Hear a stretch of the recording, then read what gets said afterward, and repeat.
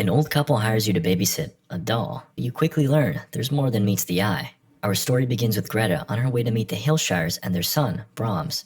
She arrives to an opulent mansion and we get our first look at the boy in the form of a painting. She gets herself sorted in her room when suddenly... That was a little overdramatic. Got the slow-mo and everything. Greta gets acquainted with the self-proclaimed grocery boy, Malcolm. He attempts to put the moves on Greta by charmingly pretending to be a psychic. I have a gift. Some people read palms, and I can read gum. He gives his skills a shot with Greta, and in the process, we learn a bit more about her. Though he botches his first attempt, we can tell by Greta's facial expression that his second go was right on the money. On the run from someone, are we? Okay, I'm gonna be copying that accent from now on. Miss Hillshire arrives and kindly greets Greta. Where are your shoes? Apparently, they've gone missing, which she attributes to the playful antics of Brahms.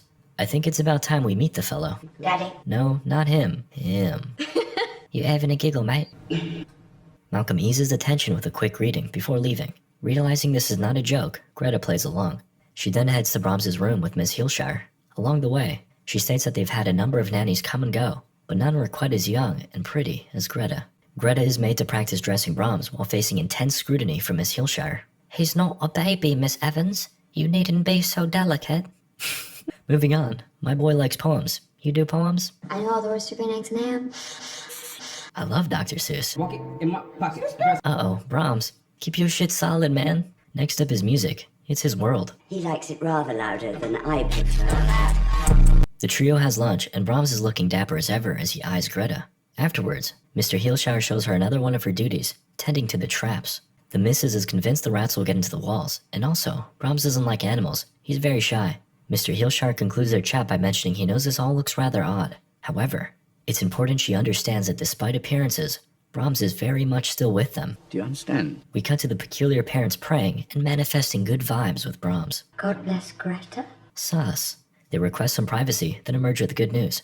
Congratulations, Brahms has chosen you. Yay. Later at night, Greta calls her sister and reveals her apprehensive feelings. Oh, and the fact that the kid is a freaking doll. Yeah, but you need to get away and start fresh, she replies. They then briefly discuss Cole, Greta's abusive ex. He's persistent as ever, despite the restraining order. Greta urges her sister not to engage. The next morning, she overhears some rumblings and investigates. Wait till I tell Daddy. Looks like Brahms was acting a fool, probably upset that his parents are leaving. Mr. Hillshire shares a set of rules with Greta before the couple prepares to depart. I'm so sorry. Wow, this movie is subtle. Now that they're gone, Greta covers up the creepy boy and settles in. She checks her phone to find no service, then makes some PB&J and enjoys it with a glass of grape juice. She has herself a nappy, then awakens a bit later. She heads downstairs and finds that Brahms has been uncovered. Spooky. Oh, I don't think Brahms liked that. In the middle of the night, a child's cries echo throughout the building. A startled Greta awakens and investigates. As she makes her way through the halls, the sounds increase in intensity. She's drawn towards the painting of Brahms and inspects it closely. Now I know what you're thinking. There's probably gonna be a jump scare. Got him. Greta awakens. Again. So that was a dream, which means she was dreaming about dreaming, which means this takes place in the Inception universe. Fun fact, Leonardo DiCaprio played Brahms. Yep, it's really him under there. Anyway, Greta breathes a sigh of relief, but then the crying begins again. She gets up and checks on Brahms. He's crying. She wipes away his tears, then finds it's just a leak. In an effort to check on things, she grabs his pokey stick and tries to open the attic, but fails. Then, she attempts to give her sis a call, but ends up having to leave a message instead. Right after, the phone rings and Greta picks up. Massimo! The only response she gets is breathing. And whatever that was. The next day, Malcolm stops by for his weekly delivery and tries to shoot his shot once more. Maybe next time, pal. Greta inquires about Brahms' story, and then the pair take a trip to his tombstone. Brahms died in a fire on his 8th birthday, and the doll turned up not long after. Malcolm shoots his shot again and gets declined again. To be fair, Greta did just get out of a relationship, which she reveals. Malcolm counters by spinning their potential date as a professional courtesy. I guess they do have the same boss. Greta finally gives in and agrees. See fellas, persistence is key. Back at the mansion, Greta prepares for her date while on the phone with her sis. She picks out a nice dress before having a little spook when she spots Brahms peeking. She shuts the door, then treats herself to a shower. Meanwhile, Brahms is up to no good. You're a little peeper, aren't ya? After copping a peek or two, Brahms snatches Greta's dress and necklace. She exits the shower, and damn, she kinda thick. Greta notices her items are missing and makes her way to her room while dread fills her body. To her shock, all her clothes are missing. Brahms, you little rascal. She exits her room to find that the attic is open. She arms herself, then climbs up. Hello? Uh-oh. Fortunately, Greta hears Malcolm pull up, so she tries to get his attention. Stepbrother, I'm stuck! Try as she might, her screams go unanswered. As Malcolm departs, Greta is forced to face the darkness, alone. Suddenly, Greta realizes it's her bedtime and promptly goes to sleep. She awakens the next morning to find her late-night spook was merely a jacket. Then, she rummages around and finds some pictures of Brahms, back when he was human. Huh, this is like Instagram versus real life. She returns to her room to find her clothes returned. Made a bit of a mess, didn't we, Brahms? Malcolm stops by and is like, What was you doing up there? Then, we get a closer look at Brahms' set of rules. Greta then steals a glance from Brahms before we cut to her and Malcolm playing pool. He's agreed to stick around for a bit to keep her safe. She asks more about Brahms, and Malcolm reveals that there's two sides to the story. Some say that Brahms was a lovely lad, while others say he was quite the opposite. He also shares that during one of his deliveries, he found Mr. Heelshire off his rocker, having had too much to drink. They chatted, and he asked what Brahms was really like. He only got a one-word response. Odd. We see that Brahms is actually able to hear everything due to the speaking tube situated throughout the house. Fun fact, these were a real thing. Later at night, Greta is brushing her teeth when a shadow lurks just behind her. She checks up on Brahms and finds that the floor is littered with copies of his rules. Ugh, stop staring at me, Brahms. No. Oh boy, another dream. How many layers deep are we this time? Greta gets up to find her shoes from earlier returned. How thoughtful. She visits Brahms and we see him proudly sitting tall. Okay, but actually, he's kind of upset. Greta had accepted the terms and conditions and yet is clearly violating the guidelines. She gets scared with the whole situation and runs off to her room. Unfortunately, the phone isn't working. Suddenly, it rings. Story recapped here. She throws away the phone. Then, Brahms' feet appear just under the door. He drops something off and says, I promise I'll be good. Greta slowly opens the door and finds some munchies. As an avid enjoyer of PB&J, she becomes overwhelmed with joy. In all seriousness, I think she's come to believe that Brahms is a peaceful spirit. She gets face to face with him and agrees to follow his rules. As you can tell, this brings him a great deal of happiness. We then check up on the Heelshires. They're seen writing a letter for Brahms before Daddy-O announces, it's time. The couple heads outside and spontaneously decides to take a swim. However, their attention is quickly stolen by a pair of rocks, which they promptly collect. We're just having a wee swim. Back to Greta. We see that she started to follow Brahms' orders. She feeds him, plays Psychomotor Mobamba, reads him stories, and tucks him into bed. One day while playing piano for baby Brahms, Malcolm storms in. He's sad that she's kinda ghosting him, so he decided to stop by a little earlier this week to check up on her. He then drops off the Heelshire letter before the pair, or rather, trio, have lunch. He notes that Greta is getting along rather well with Brahms, then, once again, asks her out on a date. She declines, stating that she can't leave Brahms. Oh, you wouldn't mind, would you, Brahms? Yeah, it's still a no from me, dog. Malcolm heads off, then a frustrated Greta tries to get a reaction out of Brahms. Mommy, chill. She goes to throw away his food, and in that moment, Brahms moves. Greta calls Malcolm back, and of course, he hurriedly returns to the manor. She reveals to him that Brahms is alive, but he's quick to dismiss it. Alright, well I've set up a very scientific test here. We draw chalk around Brahms, then walk away and hope he moves. Let's give it a shot.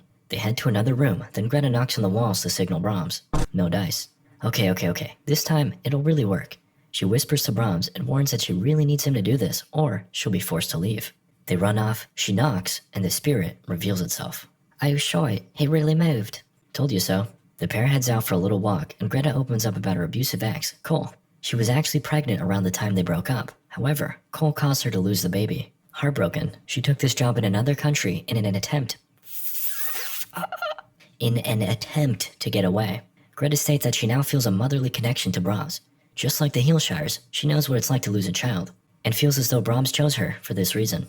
Let's go! My mans is finally in. But baby Brahmsy needs a little kissy too. God bless Brahmsy. Greta and Malcolm head back to her room to study anatomy, though things are cut short by the sudden rumblings of loud music. They head to the living room to find Brahms, back at it again. Brahms, could you stop being such a clamshackle? In other words, a C blocker. Later, the pair chat and Malcolm is clearly upset. He advises her to get some perspective on the situation, but Greta believes she's already seeing things clearly. She won't be leaving Brahms. With no other option, Malcolm shares a dark tale. Brahms used to have a friend, Emily, who was found dead shortly after attending his birthday party. By the time the authorities arrived, the place was already up in flames. Brahms hears everything. After Malcolm leaves, Greta tucks him in, then visits the attic to further inspect his photos. He finds pictures of Emily and Brahms together. Perhaps the stories are true, though she doesn't pay them much mind and continues with her duties. One day, while heading back inside to make some food, Greta overhears someone playing pool in the house. Uh-oh, it's Cole, and he's Chad. After taking in the fact that this kid is actually a doll, he realizes that snatching Greta up will be rather easy, or so he thinks. The trio have dinner, and Cole states, "I bought the tickets. We're heading out tomorrow." Suddenly, Malcolm arrives. Awkward. There isn't really anything he can do, so he kinda just leaves. What a beta male. Meanwhile, Brahms gives Cole the stanky eye. As Greta heads off to bed, Cole grabs her and says, "You're not getting away from me, and I'm not letting you go." In bed, Greta assures Brahms she won't leave, but she's gonna need his help. We also see that our knight in shining armor, Malcolm, is sleeping in his car, just in case things get rowdy overnight. Later in the night, Greta is awakened. Cole is screaming her name and holding a bundle of dead rats. Blood adorns the walls spelling, "Get out." And Brahms is seen ominously sitting. Tensions escalate and Malcolm pulls up, but he's all bark and no bite. He stands idly by as Cole swings Brahms back and forth. Shit. The walls begin to rattle and rumble as the spirit of Brahms powers up. Cole, with his 200 IQ, leans his ear against a mirror. A voice emerges from within the walls. "Greta?" And then, the truth is revealed. Brahms is a Discord moderator. He's been living within the walls this entire time, watching, stalking, and waiting. He overpowers Cole and lays him to rest. Then, the chase is on. Greta and Malcolm run away, but Brahms is in hot pursuit. The pair manages to find their way into the walls and stumble upon Brahms' man cave. Greta spots the dress he stole, and it appears as though Brahmsy has been using it like an anime pillow. She then finds the letter the Heelshires left and is shocked to learn that this is what they had planned all along. Malcolm believes he's found a way out, so they head in that direction.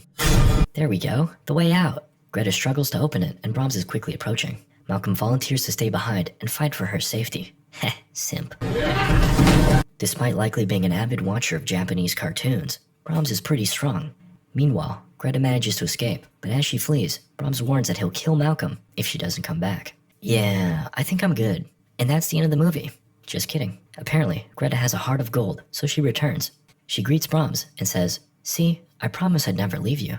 Now it's time for bed, Brahms. Follow the rules." He falls for her act, and as she tucks him into bed, he asks for a She can't bring herself to do it, so Brahms gets angry. Okay, fine. She kisses him, and then penetrates. Brahms counters with a yeet. God, he's strong. As he squeezes the life out of Greta, she jabs the knife in deeper. Eventually, he succumbs to his wounds, and Greta saves Malcolm. The pair drives off, and the film ends with a still-living Brahms repairing his